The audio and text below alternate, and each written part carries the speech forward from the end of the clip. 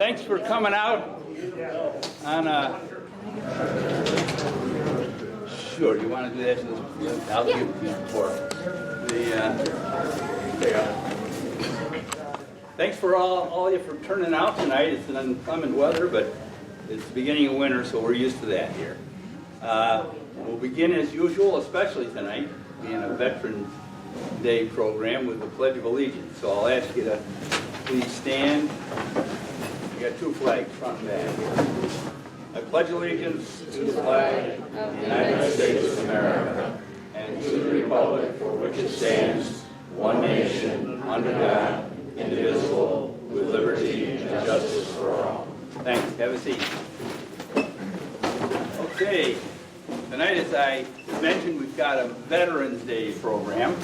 Our speaker is Greg Kinal, who's a long-time, 52-year social studies teacher at Pembroke High School, still teaching, and he's going to talk to us about Civil War veterans, not Civil War, excuse me, all the wars from the Revolution through the present.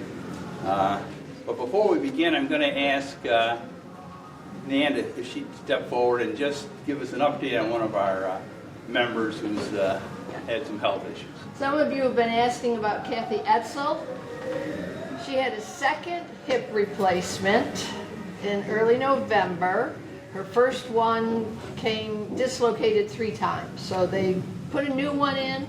She's at St. Anne's. I talked to her tonight.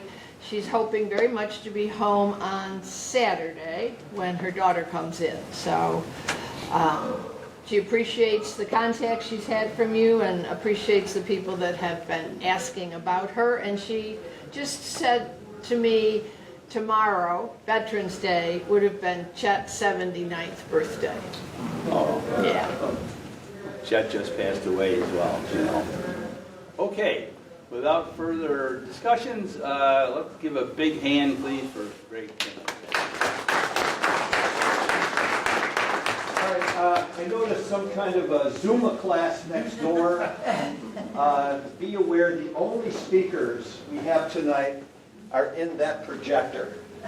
So when I have a number of YouTubes I'm going to play for you, please adjust your hearing so that you can hear as best you can or move up towards the front. That's the best I got. Okay, a few things.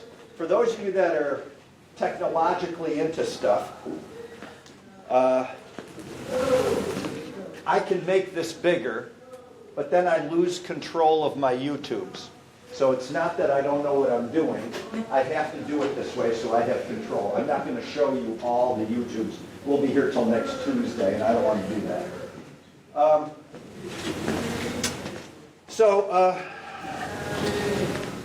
The styles of fighting in all of the wars that you're going to see is much different. For example, when I get into the Civil War, you had an army here and an army here. You looked at the whites of their eyes and you shot people, and the amount of death was horrendous, 11,000, and then they walked away to fight again. Now, let's see what you know. David Bellavia? Yeah. Who's that? Congressional Medal of Honor winner, yes. He wrote a book called House to House in Iraq. So the fighting in the Middle East was a house to house and you're ducking and shooting. Much different than Gettysburg. Understand? So you're going to see different methods of fighting. And before I begin, I have just a few vignettes that I want to share with you. All my uncles and my father were in World War II. And all of them great veterans. Young lady, I'll be all over the place. That's okay. This is more space for you to move. So my uncle was a disabled vet. He lost his kidney to a Japanese grenade on Saipan during World War II. My only uncle to fight in the Pacific. So he was my favorite uncle, and you know, we got along just great. I loved him to death. And he wouldn't travel anywhere because of my aunt, my mother's sister. She didn't want to go anywhere. They lived in Tonawanda, and every once in a while they went to the pancake house, and that was the big deal. Well, she dies. So a couple months goes by, he calls me up and he says, Gregory, your aunt died. I said, I know, I was pallbearer. He says, I want to go someplace. I want to travel. Where do you want to go? I've never been to Washington. Well, this will be my 55th year taking the 8th grade to Washington. I'd invite anybody who wants to go with 110 8th graders. You're more than welcome. So, and I got to tell you, the first trip in 1972, I drove the bus. It was a converted 62 Chevy.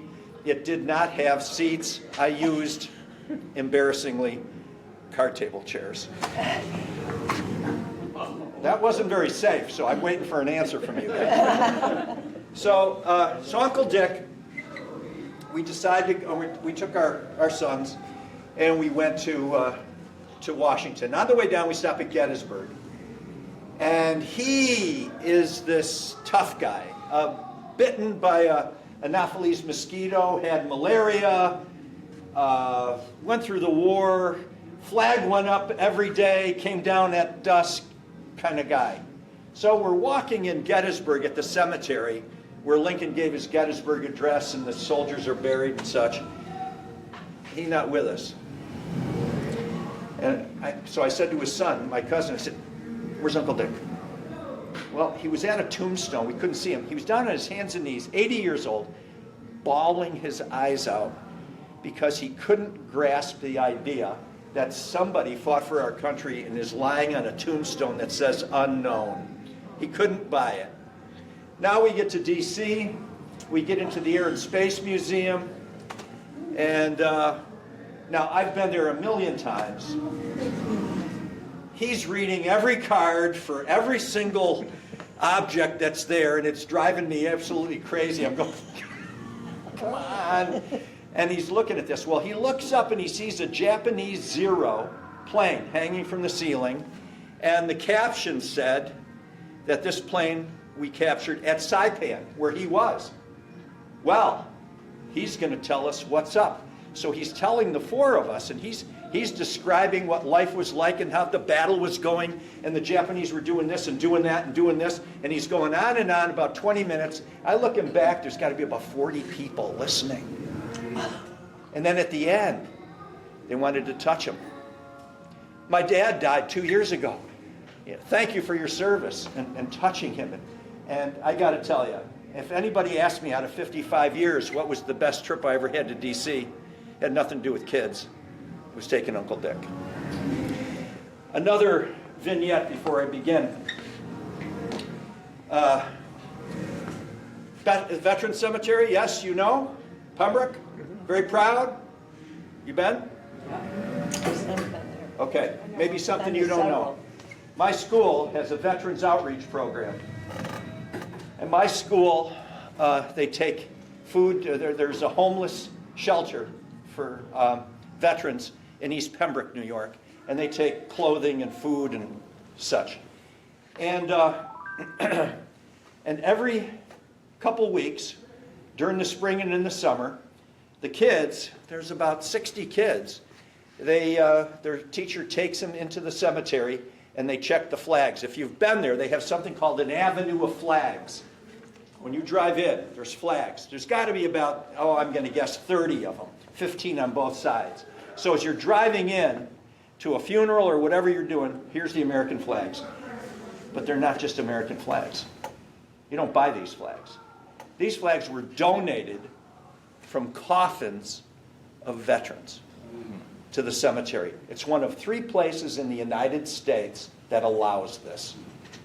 So when you're driving past those flags, you've got to keep in your brain that this came off the coffin of one of our guys that died.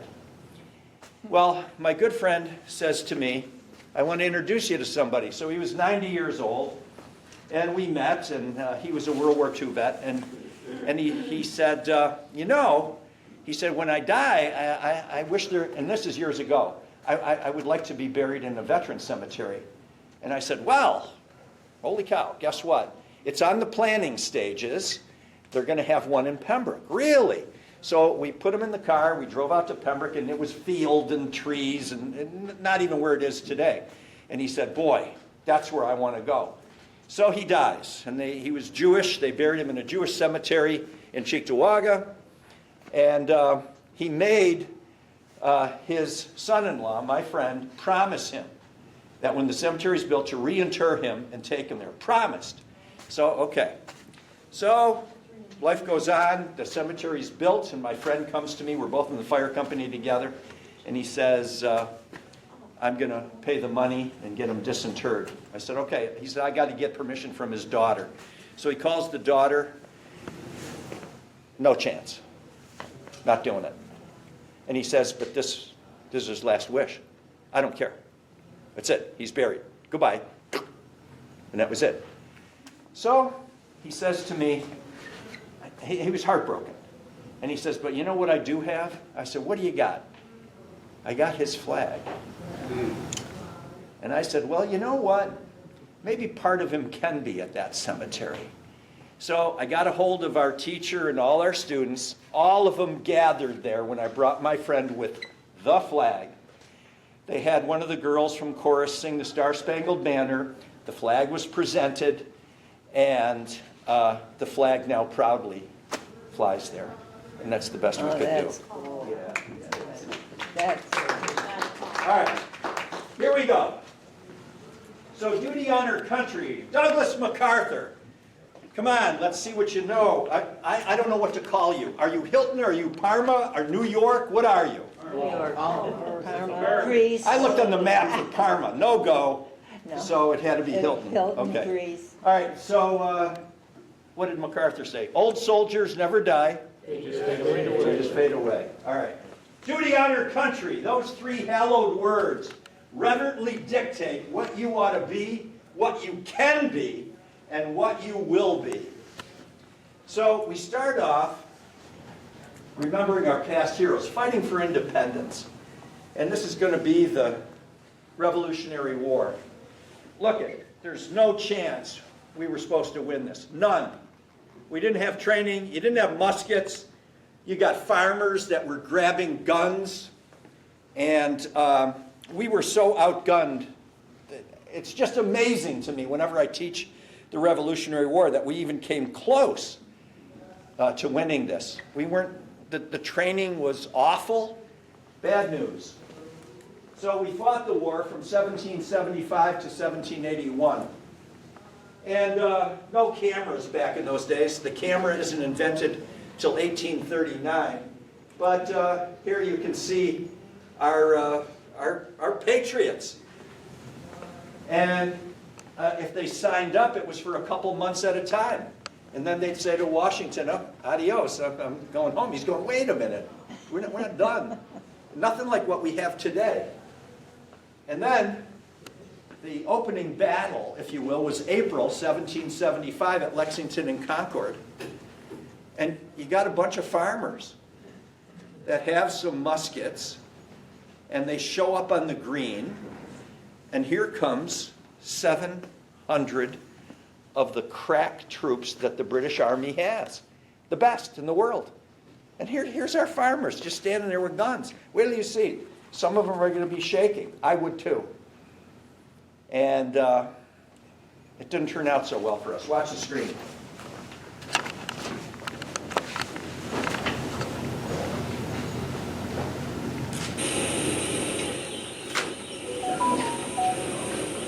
Yeah.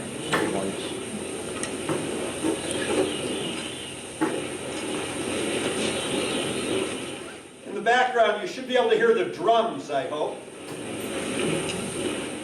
British are on their way.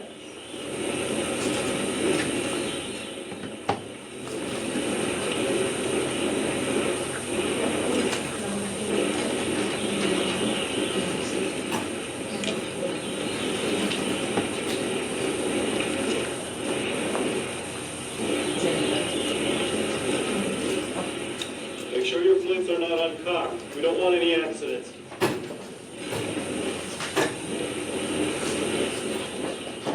Now, I often think, what's going on in their stomachs? What is this? They got troubles.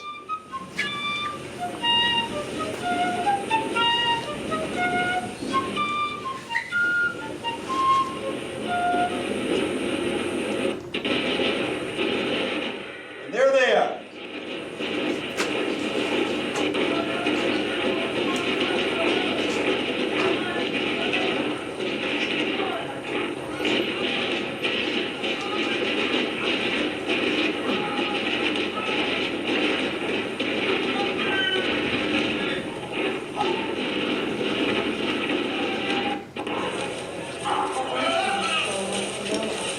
There present no obstacle, sir. Shall we pass them by? We will not.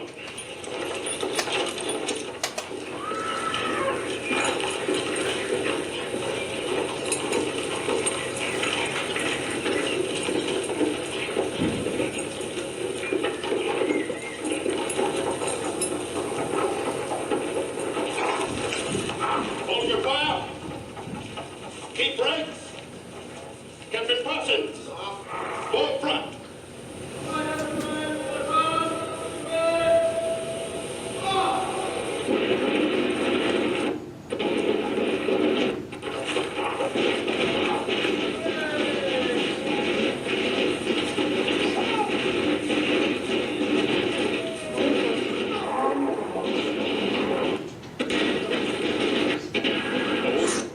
Prepare to face bayonets. Fix your bayonets. Yeah, let's make it worse. Now the bayonets come out.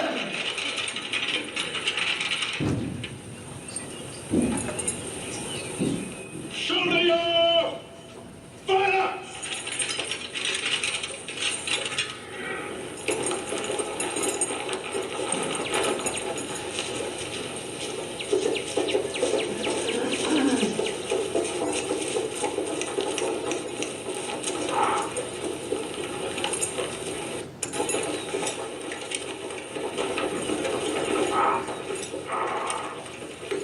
Hold your fire.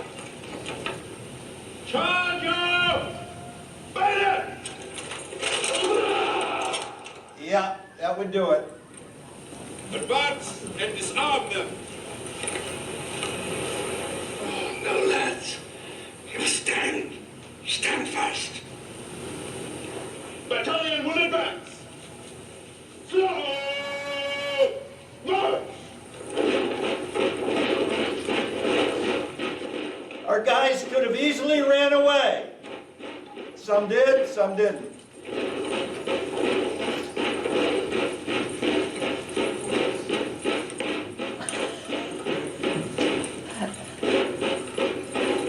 Disperse, men. Don't fire. Get faster. Militia, retire. Get off the range.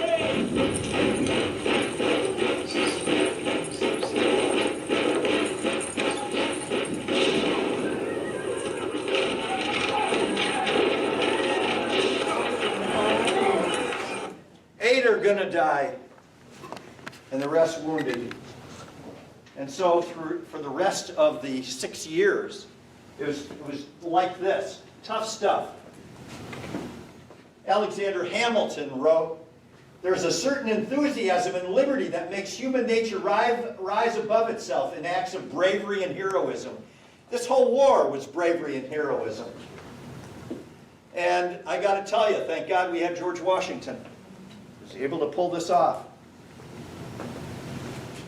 So, by the numbers, we had, now these are approximate, 217,000 servicemen in 6 years. The deaths were 4,400, and the last veteran, Daniel Bakeman, died at 109 years old in 1869. Now, I want you to focus a lot on the wounded. I know you're going to look at the battle deaths, we always do. Look at the wounded. They're coming home with PTSD. I don't care what war it is. What you see is what you see in battle you bring home with you. This uncle of mine, Uncle Dick, in Tonawanda, when he went to sleep at night, when the war was over with, he'd get on the bed, face down, 1 foot on the floor. And my aunt's going, "Richard, what the hell are you doing?" He said, in case the Japanese come in Tonawanda. And he's got his foot on the floor. He's ready to go. And he did that for the first 10 years when he came home. Yeah. Well, disrespect from Great Britain. They got a score to settle. They didn't like that we beat them.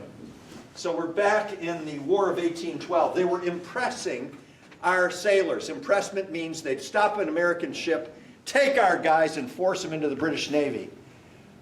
Check this out. 6,000 they did. And we didn't have a Navy to begin with. And we got to do something about this. They're riling up the Indians against us and interfering with our trade. So the war is going to be fought along the Chesapeake. I do a program on the War of 1812, especially the western New York area, along the Niagara River. I don't know if you've ever taken a ride. Have you ridden on the Canadian side? The pretty side, not the American side. And you can see where the battles were fought. During this war, the home front was horrible. You know World War II, Rosie, right? Rosie the Riveter. They didn't have Rosie. Our people sold bullets to the British because they could pay cash. They sold shoes to the British. We had no home front. And every man for himself. That's how it went. They burned our Capitol building. They tried to burn the White House. It's made of marble. Good luck. They burned the contents, and they burned the Capitol building. They set off rockets and all that. And luckily, we had a great First Lady, Dolly Madison, who took a lot of our national treasures and got them out of the White House before they came to burn it. And then it boils down to Fort McHenry and our national anthem. A guy by the name of Armistead was in charge of our fort at Fort McHenry, and he ordered a flag built by Mary Pickersgill. And Mary Pickersgill was a maker, quote unquote, of colors, and she made a flag 30 by 42 feet, about the size of this room. 30 by 42 feet. And Armistead said, they knew the British were coming. And he said, we're going to raise that flag, and just so that they know who they're dealing with. Well, Francis Scott Key, I won't get into all that with you, but Francis Scott Key's taken prisoner on board one of the ships. He's a lawyer out of Georgetown. And as the fighting begins and the bombing takes place and all this and that, he's looking at that flagpole. He doesn't want to see a white flag. So throughout the night, there's a small little, what they called a weather flag, a storm flag. And the storm flag was up, and he saw it, and he was filled with all kinds of patriotism. My fort didn't surrender. And then dawn came, and he's holding his breath. And please, God, don't let the white flag go up. And instead, the storm flag came down, and this 30 by 42 foot flag went up. And he's talking about the rocket's red glare, the bombs bursting in air, and he was an amateur poet, and he wrote down those words. And his brother-in-law was a musician, and when he got back to the Star Hotel in Baltimore, he wrote them all down, gave it to his brother-in-law, and every time you sing the national anthem, it's an English drinking song. So there we go, folks. Yeah. So throughout the war, along the Buffalo area, Fort Erie, yes, you know. If you gamble, you know. But Fort Erie the fort is still there, and we occupied it for a bunch of months. And the problem was that we couldn't hold on to it, and a lot of our guys got killed. And finally, we thought, you know what? The whole object was to take Canada, and we found out we're not going to do that. So we abandoned the fort, came home across the Niagara River. Okay, it's now 1987. They're putting in a road near the fort, and they uncover 28 skeletal remains of our guys. And they could tell they're our guys by the buttons that were on the uniforms. So they said to the federal government, Ronald Reagan was president, what do you want to do here? They're MIAs. You're bringing them home. So we got 28 hearses. They crossed the Peace Bridge. The Canadians were waiting for us in identical coffins. They put the 28 remains, turned around, and with the fife and drums, bagpipes playing, across the Peace Bridge they went, stopped all traffic, and they went to the closest military cemetery there was at that time. Anybody want to guess? Arlington? Bath, New York. If you've never been to Bath, it's probably one of the best. Beautiful rolling hills, and they're buried there today, and it's really cool. So we get involved in the War of 1812. This is Andrew Jackson at the last battle, the Battle of New Orleans. We almost lost nobody, and the British lost a lot. They couldn't handle the. Can you imagine fighting in a wool uniform in New Orleans? You know, it didn't go so well. And don't give up the ship. We had Commodore Perry. And by the numbers, I don't know how they got that exact, but anyway, 286,000. We lost 2,200, and the wounded were 4,000. The last veteran died in 1905 at 105. That's remarkable because the average lifespan was about 36 years. That was remarkable. He's young, but he went. Now, land. The Indian Wars. Look at the dates. This is really heartbreaking. In my opinion, and what I've always taught, we had two groups that didn't do so well in American history. One were African Americans, and the other were Native Americans. And the Native Americans fought us in a number of areas. And the Plains Indian were the last to fight us. And they were nomads. They followed the buffalo. So check this out.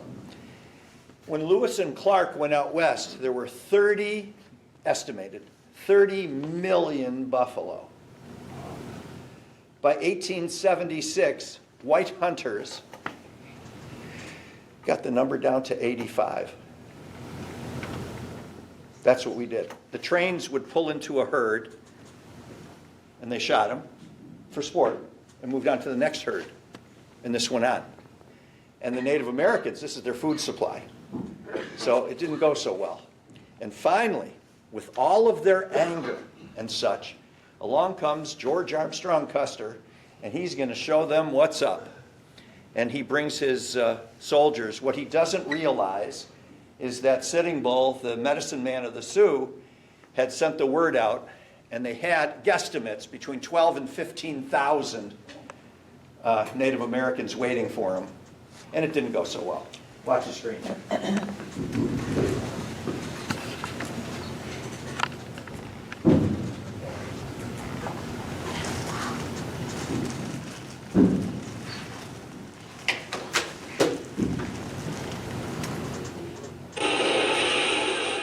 This is the Battle of the Little Bighorn in Montana. One soldier said the land seemed to be growing Indians. They were all over the place.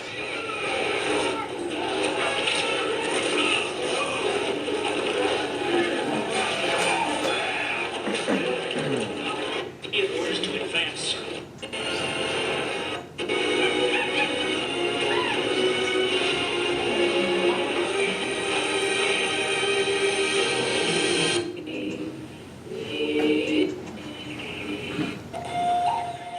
Now, when the battle's over with,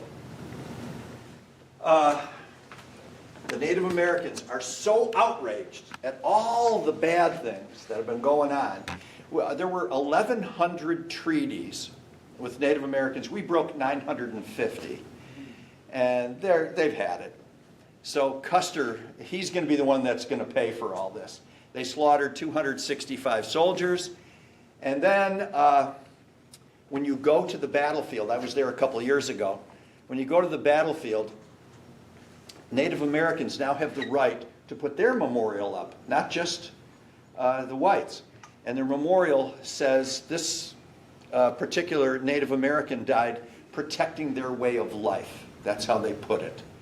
So what you see here, what you're about to see, are the Native Americans stripping our soldiers of everything that's valuable. And that's the way it went.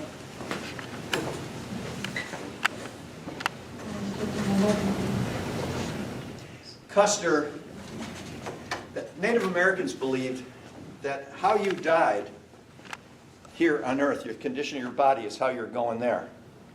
So he didn't hear. They told him, don't make war on us, you're going to die. He didn't hear. So in one scene, they take sewing awls, sharp things, and he's dead. They're jamming his ears so he hears better.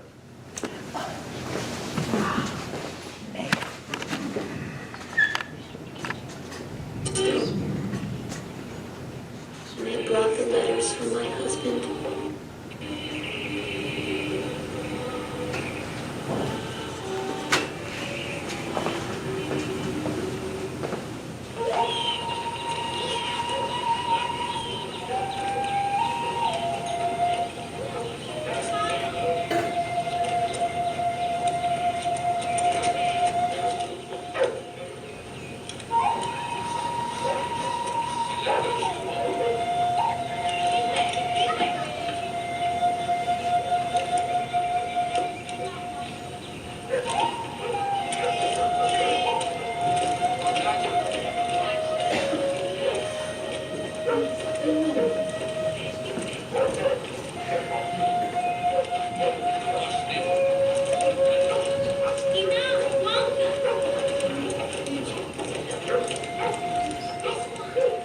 We recognized him, even though his hair was short and his face dirty.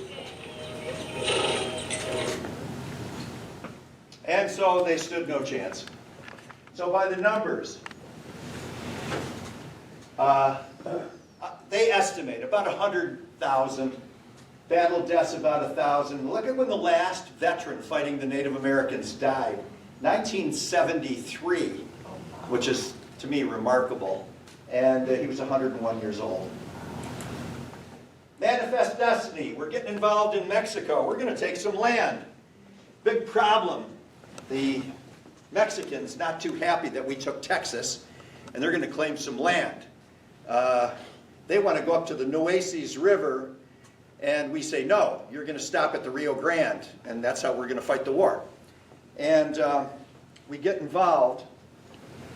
James K. Polk is the president, and he claims that they started it. And there was a young congressman, a one-termer by the name of Abraham Lincoln, who said, now wait a minute, you said they shot us first. Show me the drop of blood. He called it the spot resolution. Show me the spot where they shot us. Well, of course he couldn't. But we get involved in the war. And the war is going to last a couple years. And because of the war, when Mexico decided to give up, they gave up some stuff. California, Nevada, Utah, Colorado, New Mexico, Arizona, and Wyoming. That's what they gave up in something called the Mexican Cession. And that's what we got. Yeah. So, all the fighting that takes place. And the soldiers that fought in this war became our officers 20 years later in the Civil War. They gained all this experience. So, the last veteran of the Mexican War died in 1929. He was 98 years old. Look at your battle deaths. And now the Civil War. So the main cause, slavery. And it's easy to say slavery, but what it was for the South, it was what they were conditioned to. So you got to keep in mind, the first slaves arrived in the colonies in 1619. We had slavery from 1619 to 1865. If you do the math, it's 246 years. That's 14 generations of people owning people. They got used to it. And now all of a sudden we're coming in and taking it away. And they ain't liking it. So Abraham Lincoln he wasn't stupid. He wasn't going to outlaw slavery. When he was running in 1860, he said, look, you got slaves. You can keep them.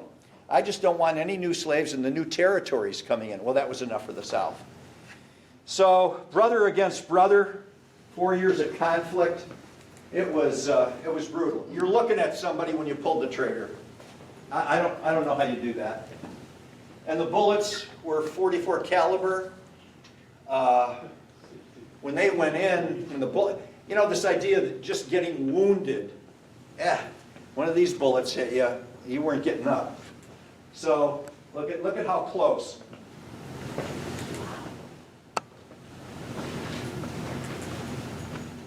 And Robert E. Lee was asked by Lincoln to be the head general. Lee wasn't stupid. He looked at all the natural resources we had.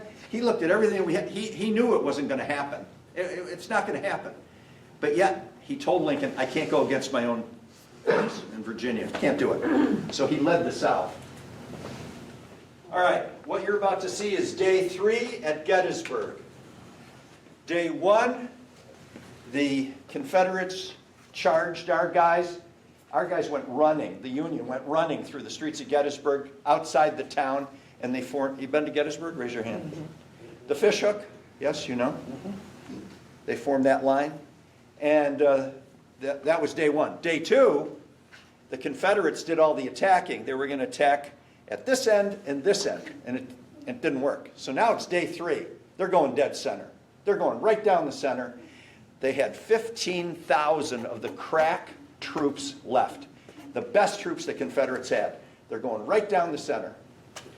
And, okay, our guys hid behind a wall, all loaded, ready to go, and they were told don't fire any shots until they come into range.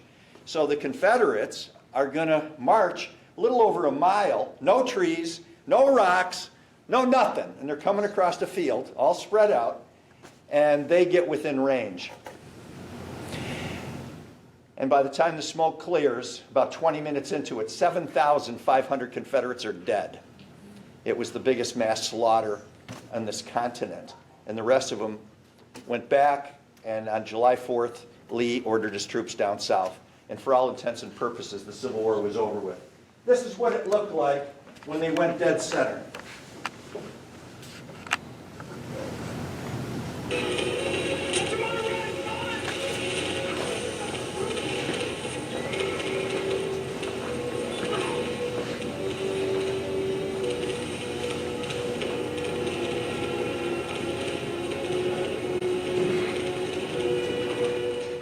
Notice the lack of cover.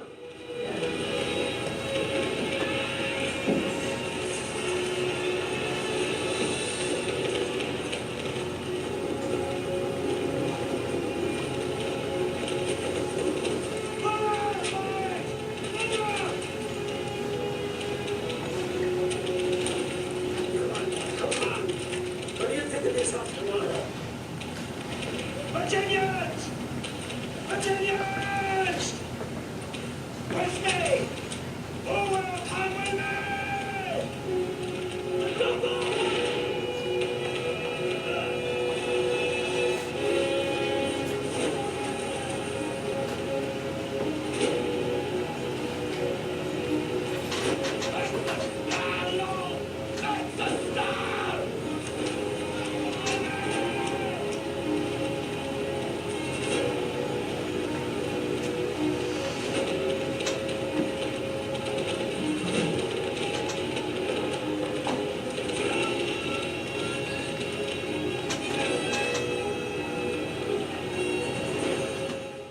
Horrible. Now they're still finding skeletal remains today. It's 2025, so you have to remember the battlefield's about the size of my school district, Pembroke. And a guy dies, falls in a gully, it rains, the rains come down and put rocks on top of him and this and that, and stays there for 160 years. And then more rains come, remove the rocks, and skeletal remains are found. Now, when I started teaching in 1970, our textbook said they didn't know exactly. About 500,000, 500,000 died. Not even close. Now, the latest, is 750,000, and they say, don't even quote that, they think it's going to go up to 1 million. How do you know that your kid died? How'd you know your kid died? They didn't come back. Where did he die? Don't know. And that's it. That's the way it goes. Today, our soldiers have DNA on them, their own DNA. There's never going to be, I do a program on Arlington Cemetery, there's never going to be another unknown. It just isn't going to work nowadays, which is a good thing. Lincoln, he had everything going for him except generals. We had the worst generals ever, and not good. You know one of the generals, General Hooker. Now, General Hooker wanted to keep his troops' spirits high. You know where I'm going with this? And so he had ladies of the evening follow his troops to keep them happy. And so they got to calling themselves, come on, Parma. Hookers. And there's the dead, picking up the dead. By the way, if you ever visited Arlington and you see the caissons carrying a coffin, it comes from the Civil War. They used to bring guns by a gun carriage to the troops, pick up the dead, put them in the carriage, and bring them back for burial. And hence, that's what we do now as a sign of respect. So check this out. They estimate about 2.2 million Northerners, 1.05 Southerners, battle deaths. So again, these numbers are skewed. I don't know what to tell you. And I was alive when the last two soldiers that fired a gun were still alive. I guess I'm old and proud of it, I guess. But look at this, 1956 and 1951. Look at how old they were, 109 and 104. Now check this out, and I would like an answer to this, so I'm going to ask you a question. The last Civil War widow died. All right, you know what a definition of a widow is. She was married to a soldier that pulled the trigger. 1965. 2020. Oh my gosh. She was young. That can't be. Do the math, it can't be. Yes, it is, because, She was 101. yeah, because she was like 17 when he married her. She was 17, he was 93. Right, yeah. Now wait a minute. How old are you? 20? You gonna marry a 93-year-old guy? No. No, wait a minute. It's 1936. It's 1936. You're gonna marry, well, I have no sense in asking you. Why'd she do it? Money. It's 1936. He's got a Civil War pension. What's going on in 1936? Great Depression, of course. Yeah. Yeah, I'm with you.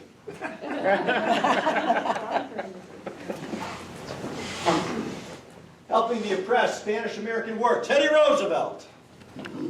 Here's the USS Maine. McKinley sent the Maine to Havana Harbor to stop the Spaniards from being nasty to the Cubans. And the ship blows up. It kills 261 United States sailors. And these would be some of the ones that died. And so we fought the war. We were in pretty good shape. We defeated, check this out, we defeated the Spanish Navy, honest to God, in 3 hours. It would have been shorter, but we took a breakfast break. Yeah. And then we defeated them on land in 10 weeks in Cuba. Teddy Roosevelt gets the Medal of Honor for doing that. And so the Spanish-American War vets. Now, I'm old enough. My father used to take me to the parade, St. Patrick's Day parade in Buffalo. And I remember the Spanish-American War vets marching in it when I was a little kid in the 50s. So then when I put this program together, I discovered something. Here's Teddy. See him? Oh, you're there. No horses. Actual, now I don't know about you, for the vets, just out of curiosity, I got something for you, but how many vets? How many vets? Okay. All right. Look at the picture. Look at the helmets, veterans. You good with that? Those are cloth hats. Now, I don't know what's going on in 1898, but I'm not sure I want to go into battle with a cloth hat on. I mean, that's the way it's going.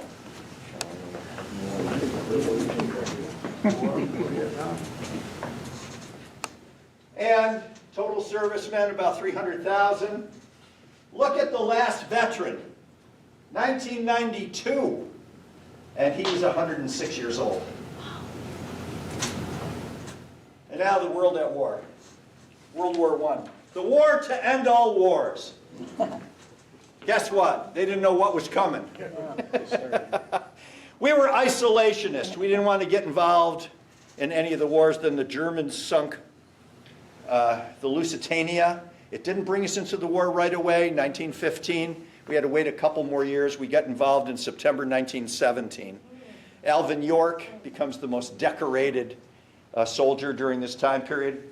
We shipped 2 million men over to France to fight. With the battle cry, Lafayette, we are here. Meaning Lafayette brought the French to help us in the Revolutionary War. As a matter of fact, that's how we won the war, was with the French. So, World War I, 1917 and 18. We were in it a little over a year. And it was in the trenches. And when the war was ending, I'd say to the 8th graders, okay, they're going to end this war.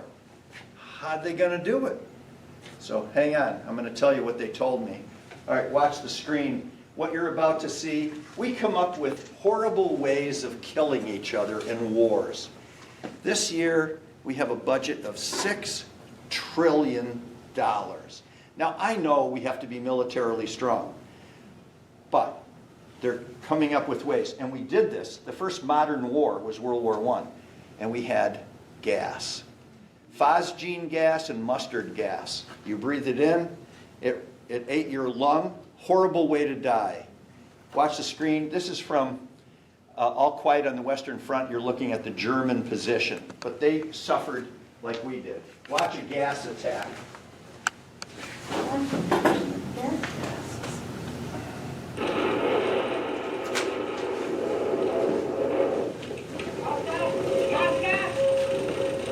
Gas. The most feared, the most obscene weapon of all. We remember the awful sights in the hospital. The gas patients who, suffocating, cough up their burnt lungs in clots. Better to take your chances in the open rather than stay in the hollows and low places where the vapors settle.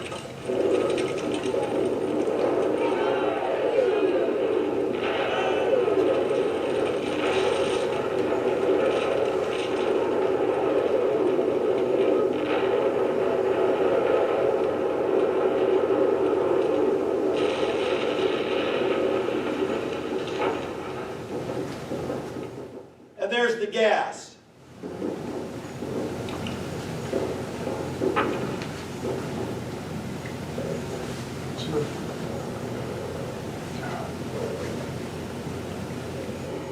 Just as an aside, our guys had gas masks, and the filter, check this out, was ground up peach pits. Harvested here.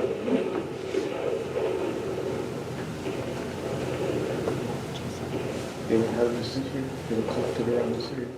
Ernest Borgnine, for those of you watching the screen. And our 20-some-year-old young lady here said, who's that? The new recruits give us more trouble than they are worth. Between 5 and 10 of them get killed to every old hand. And they get killed simply because they are so inexperienced. They know nothing, so they die like flies.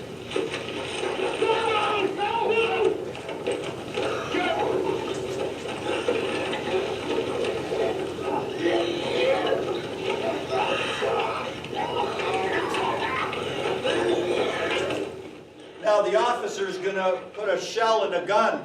He's going to take care of business because this guy's going to die a horrible death. And then he gets stopped.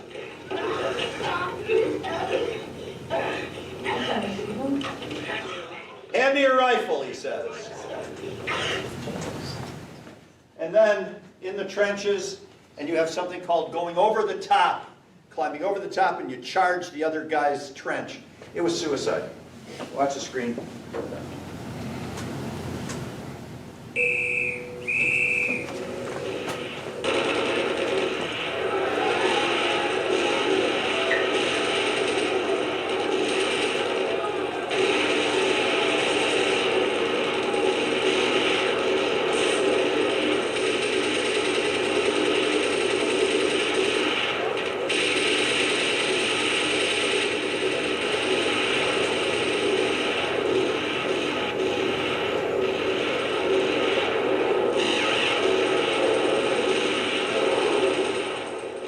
French that are attacking.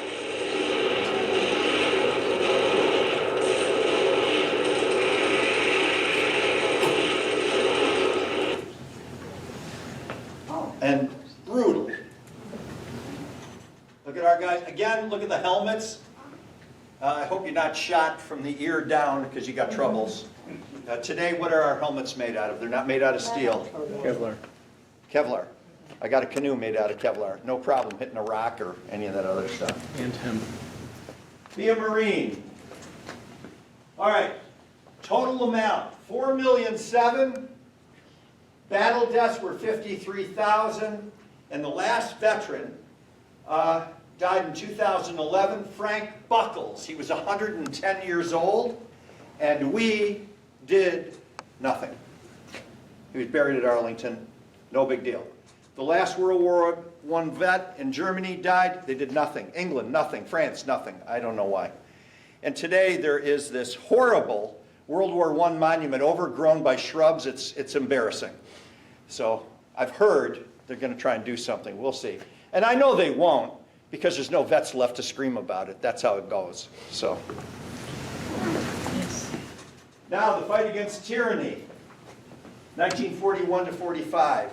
This is the stories I grew up on. I was born in 48. So at Thanksgiving, you know, all my cousins and I, we'd say to our uncles, come on, give us some more war stories. And they'd sit down and tell us some war stories. So it all starts, we were isolationist. Again, we don't want to get involved in Europe's affairs. And FDR is going, come on, to Congress. We gotta help out everybody. No, no, no, not our fight. Yeah, well, it becomes our fight. What am I about to show you? It becomes our fight. Pearl Harbor. Yes.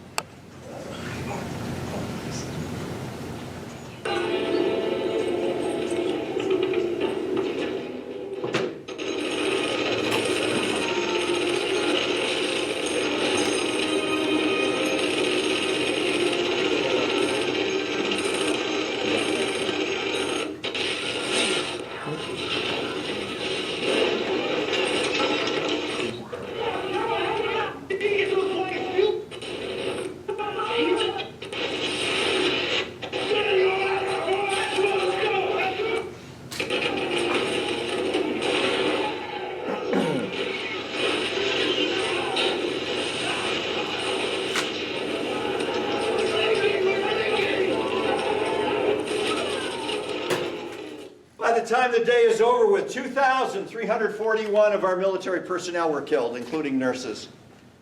And we got to do something about that. So we declared war on December 8th.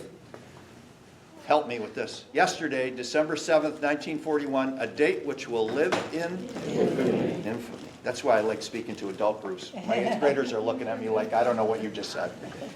Okay, so now we're going to fight. Oh, who's this? Sullivan brothers. All five. Yep. Sunk on the Juno, the USS Juno. And then we said, no brothers can serve again together. And now that order is rescinded. Brothers can serve on the same ships. Who's this? George Bush, Sr., the youngest pilot in World War II. He's 19. Aircraft carriers, our ammunition's better.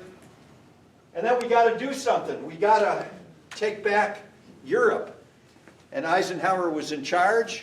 We're going to land in Normandy on D-Day. What does the D stand for? Nothing.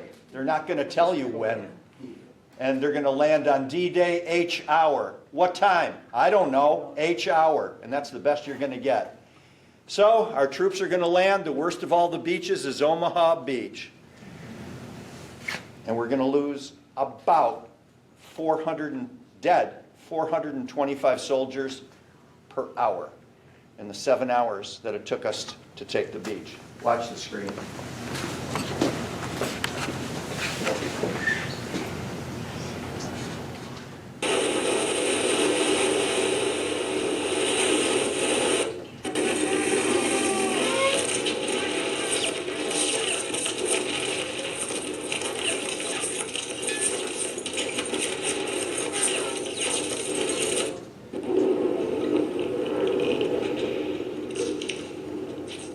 There's 1,700 still missing. How can that be? Well, they got off the boats in 20 feet of water and the current swept them away. We're missing 1,700. Their names are on the monuments. No burial.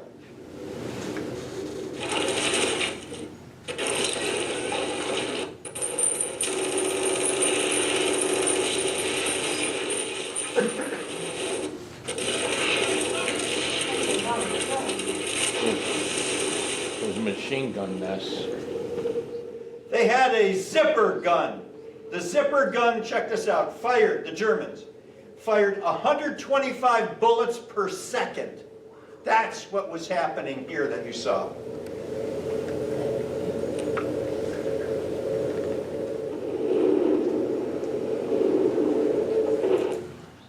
Horrible.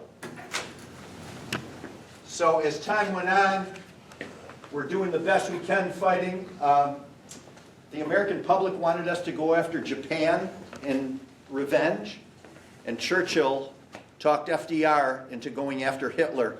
He said, look, you're going to lose us. England, we're the last stronghold. You got to get rid of Hitler first, and that's what we did. We did some fighting in the Pacific, but we went full bore after Hitler shot himself. And MacArthur said, the soldier above all other prays for peace, for it is the soldier who must suffer and bear the deepest wounds and scars of war. Every soldier must know, before he goes into battle, how the little battle he is to fight fits into the larger picture, and how the success of his fighting will influence the battle as a whole. And that's exactly right on. You might think to yourself, what, I got to take this little stupid hill? Yeah, it's important.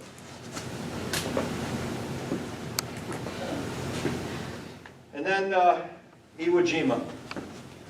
They killed us on the beaches in Normandy. Now, in Iwo Jima in 1945, Kiribayashi was the Japanese commander.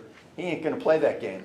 He's going to draw us in at least a football field's length and then go after us. They knew we were coming. They dug in. Some of the foxholes they dug, check this out, 60 feet deep with tunnels and all kinds of stuff. They were waiting. And when our guys got there, you could be looking at the barrel of a machine gun and not see it. It was that hidden. Watch the screen. Iwo Jima.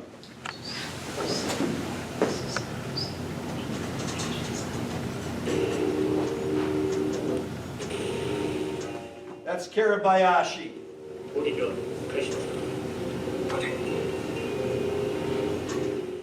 They had 29,000 troops. We had 70,000 troops. But they were hidden.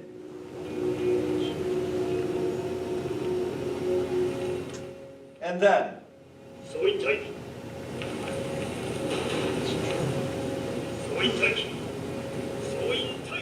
they're in caves.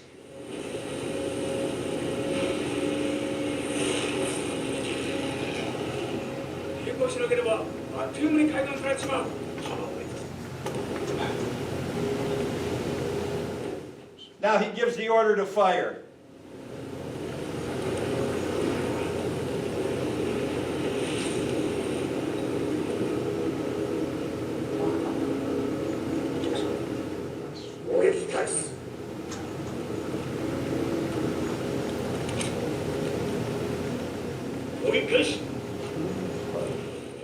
Look at our poor guys. They're walking right into a machine gun nest.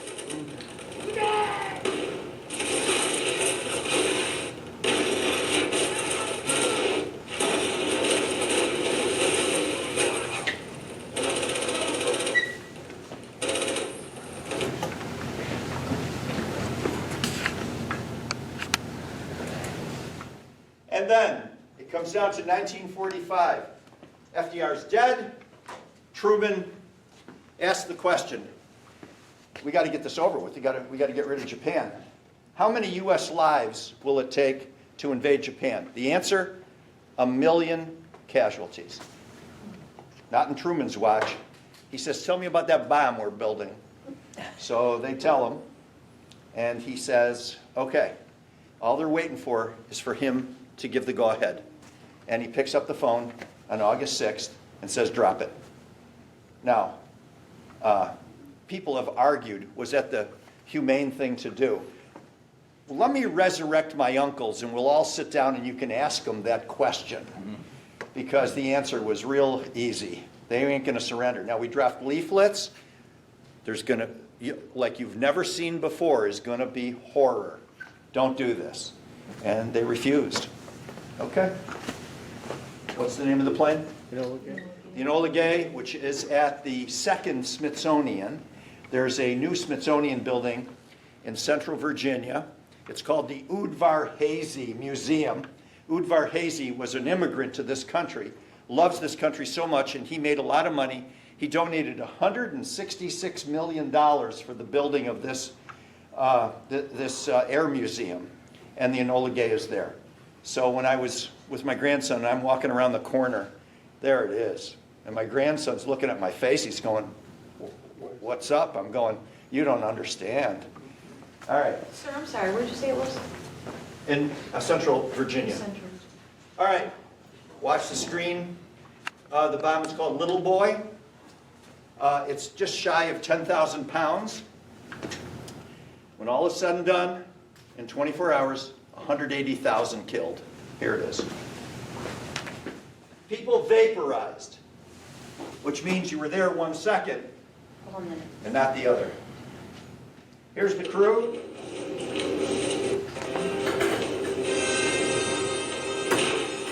Bomb bay doors are open. Bombs away.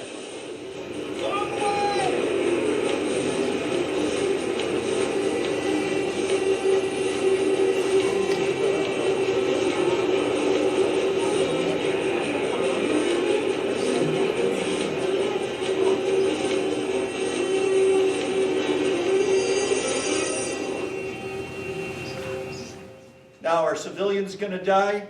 You bet. There's nothing we can do about it. It was a military establishment, and that's it. It took about 45 seconds from the time the bomb left the airplane until it exploded. And I think there wasn't a man in the airplane that wasn't either timing it with his watch or counting or doing something. I was sure the bomb wasn't done. I was sure it wasn't going to work.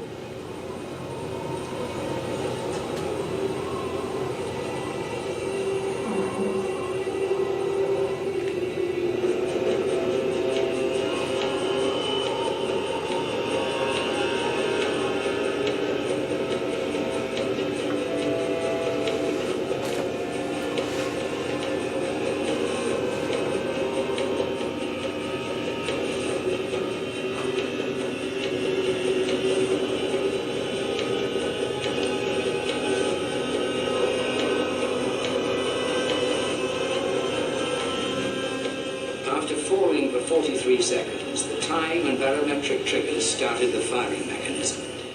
A uranium bullet fired down a barrel into a uranium target. Together, they started a nuclear chain reaction. Solid matter began to come apart, releasing untold quantities of energy.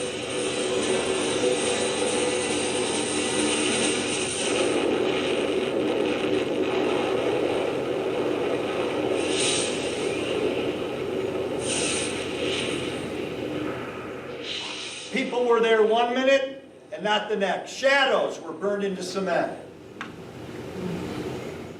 The bombardier in his journal wrote, "My God."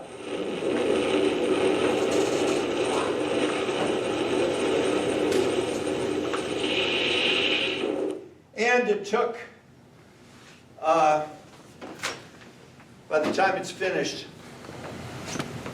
it's going to take another bomb. They wouldn't listen. We said, we got another one. And this one was on what city? Nagasaki. What was the name of the plane? Boxcar. The boxcar. Who knows that? Hey, you guys are pretty good. And the boxcar is at, it's in Dayton, Ohio, at the Air Force Museum. It's pretty cool. So by the numbers, 16 million. When you go to the World War II Memorial in Washington, D.C., they have the Wall of Heroes. They have stars representing the number of soldiers killed, gold stars. And it's pretty cool. Look at the battle deaths. So we're going to lose 405,000 soldiers. And there's approximately 12,500 alive today. We're losing them right now at the rate of 131 a day, but that shouldn't be shocking. Why? Yeah, you're not even in your 90s. Yeah, that's how it goes. My dad, they all did this, and they all died from it. And my dad died at 76. And my last uncle lived to be 92. And very proud of all of them. Now the Forgotten War, Korea, 1950 to 53. The North invaded the South, and we had a treaty. It made no difference. And we fight this war. Look at the pictures. The only thing that makes battle psychologically tolerable is the brotherhood among soldiers. You need each other to get by. MacArthur.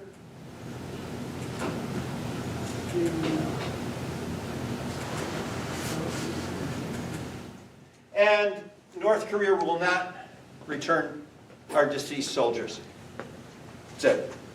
We've got hundreds that haven't been returned, and they're not going to do it. It just gets worse with that idiot with the short haircut that's in charge over there. Poignant picture, especially for young kids.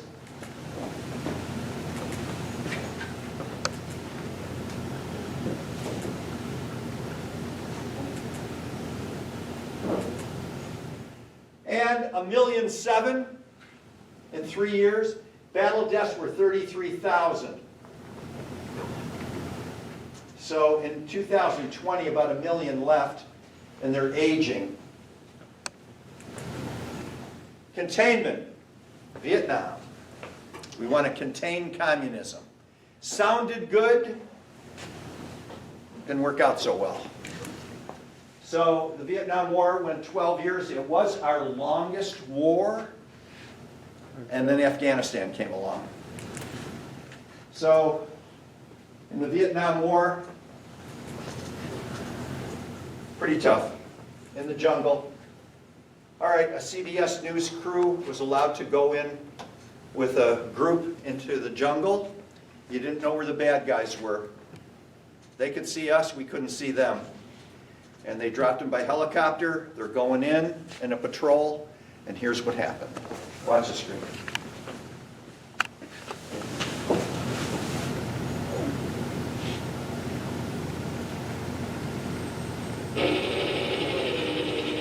It's dawn, and Altitude 19 is commuting to war, scared from the moment he gets out of the chopper to the moment He's the medic. Scared that Duvalier. is going to get killed picking up a wounded buddy. Jorgensen just became a sergeant, but he doesn't like it. He'd rather be up walking the point. Now look where they're walking. He's already got 3. They can't see anybody, but the North Vietnamese can see them. Everybody calls him Blue. That's his rated last man in an unguarded moment. Today, though, it's quiet. A few bunkers uncovered, then a quick lunch, and back down the trail to the pickup zone.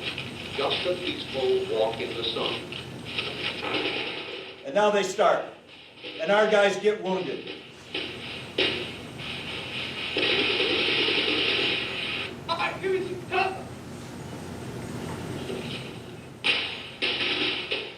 The medic has to go treat the wounded.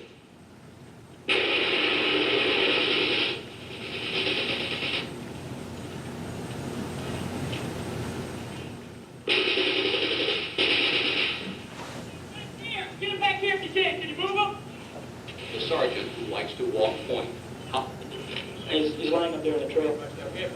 I got hit in both legs. Let's go. 4-3. I usually keep my programs at an hour. I'm over that, I'm sorry, but I gotta keep going. Is that okay? Yeah. Okay. So we took an adult group to Washington, and you won't believe this. I get on the bus, we got about 40 people, some I don't know from the Pembroke area, and I said to one lady who was in her 80s, this had to be 20 years ago, I said, hi, and you're all set to go to Washington? Oh no. I'm thinking, honey, I don't know how to tell you this, but this bus is going to Washington. And she said, all I want to see is Arlington. I said, well, I'm just going to guess that you lost a son. Yes, I did. I have to put my hand on his name. Got it. So we stopped the bus and, we did our thing the first day. Second day is Arlington. She's shaking like a leaf. So we pull in, and her daughter and son-in-law are with her, and they help her. And I'm kind of in back. I don't know what to expect. And we get to the wall, and I looked up what panel the kid's name was on, and she sees it. And it was tough. She went down to her knees and crying and weeping, and I understand. And she's touching it and all this and that. And they're a good half hour, and then it was time to go. So we're leaving. And there's a guy with a card table sitting with a chair, and he's got a stack of books. He calls me over. He says, just guessing she lost a son. I said, yeah. He said, I wrote a book about my time in Vietnam and the action that I was in. I'd like to give her a copy. Could you bring her over? I said, sure. So I bring her over, and he says, and you are? And she tells him. And he says, and what was your son's name? And she tells him. He drops his pen. He turns white. It was in his outfit. He saw him get killed. Explain that. What are the chances? On that day, at that hour. I don't know what to say. It was pretty tough. Stuff happens. And a lot of our guys today are suffering from PTSD. My best friend Orvie, that was the nickname I gave him. We went to the prom together with our dates, and smuggled beer when we were kids and did all the stuff that you did in the 60s. And he came home from the war, and I lost track. He lived in my town, but I never really saw him. And then he came to a party at my house, and in the span of an hour, he had 6 beers. Then he's going golfing with my other friend, and he says, hey, what's going on with Orv? I said, what are you talking about? It was 9 o'clock in the morning, and he's drinking beer. And then, 3 Christmases ago, he's sitting with his sister, leans back in the chair, and exhaled. Massive heart attack, adios. And he's a casualty of the war. He had PTSD. That's how he got through. No judgment.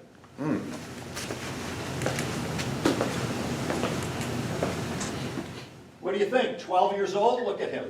Yeah.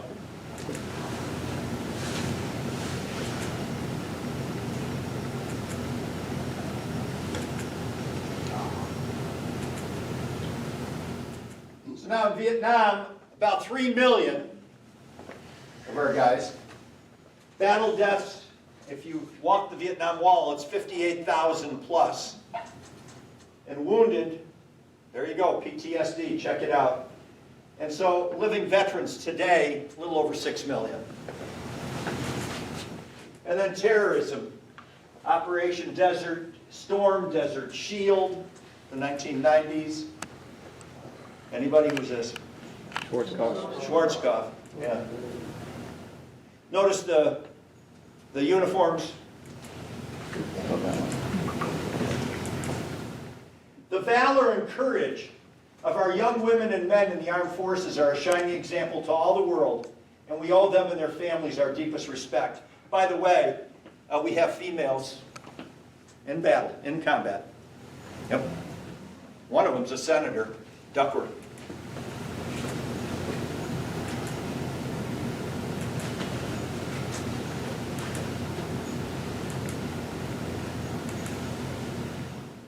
And about 500,000 living veterans, 1.6 million. The global war on terrorism, we've got Operation Enduring Freedom, Operation Iraqi Freedom, Afghanistan, Libya. Wow, we got a lot.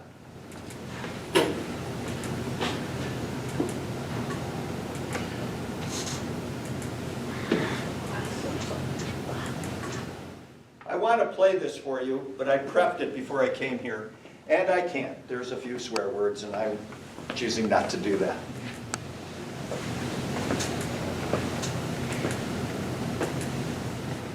Speaking of females, and I just got off the phone. No, that's not true. I got lost coming here. Let's start with that. I didn't know where I was. West Virginia looked about it. But I'm in the parking lot at 4:30 this afternoon because I got to make sure I'm here in daylight. I had to see where I was. And I called a young lady because she was supposed to be on Flight 93 during 9/11 and missed her flight. And I wanted to get her story, and we were chatting. I taught her. And I said, so what's going on with you? She said, oh, I made full colonel. Oh, I guess that's a big deal. So here she is in our armed forces. Pretty good. Honoring the sacrifices many have made for our country in the name of freedom and democracy is the very foundation of Veterans Day. And I agree, that's why we're here tonight.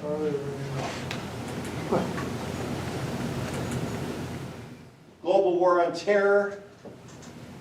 Female soldiers, check this out, 15, KIA. What's KIA? Killed in action. Yeah. The willingness. Now, this is George Washington. God, he was smart. Look at what he wrote. The willingness with which our young people are likely to serve in any wars, no matter how justified, shall be directly proportional to how they perceive the veterans of earlier wars were treated and appreciated by their nation. Say something. True? Yeah, and he wrote this in the 1700s. Not every, okay, now this is David Bellavia. My grandson and I have been volunteering our time. If you're interested, you can come to Pembroke December 13th. It's wreaths across America. Wreaths will be there. All they need are volunteers to put them on the over 2,000 tombstones. Just show up at the cemetery if you want. And we've been doing that. Now, David Bellavia gave an address there a couple months before. And he said something that was just perfect. So he said this. Not everyone here lost their life in combat defending this country. But every single person that will be buried here in the future and presently was willing to give their life for our country. There's nothing more sacred than that. You don't know when you join what's going to happen, but you're willing to die for your country, and that's why we appreciate you tonight. So I have two things to end. I have a present for you, veterans, and then I've got something special. So watch the screen.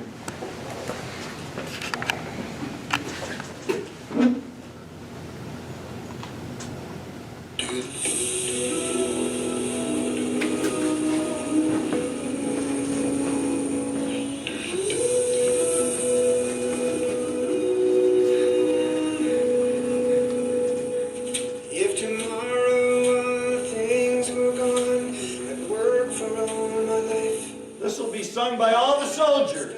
Watch. Just my children and my wife. I thank my lucky stars.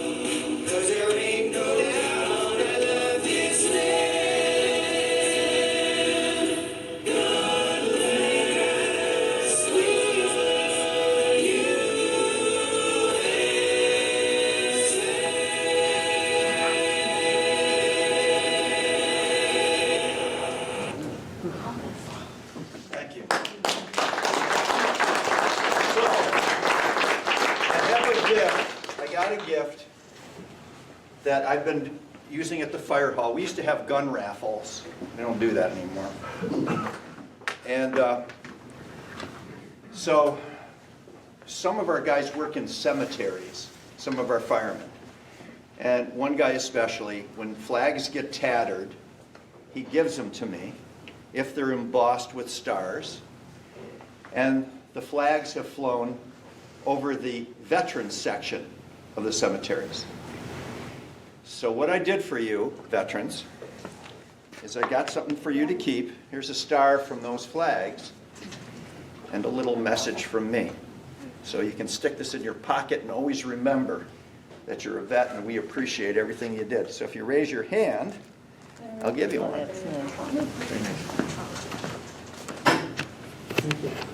The Big H Podcast, tune in now. Conversations that'll wow. Laugh and learn, stay a while. Let's explore that Hilton style.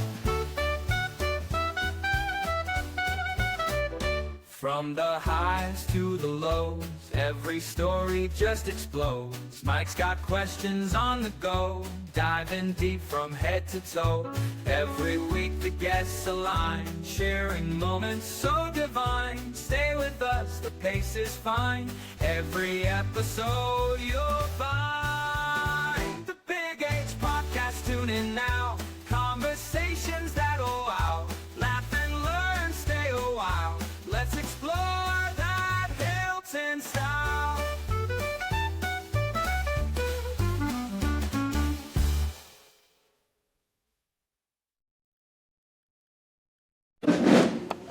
All of them great.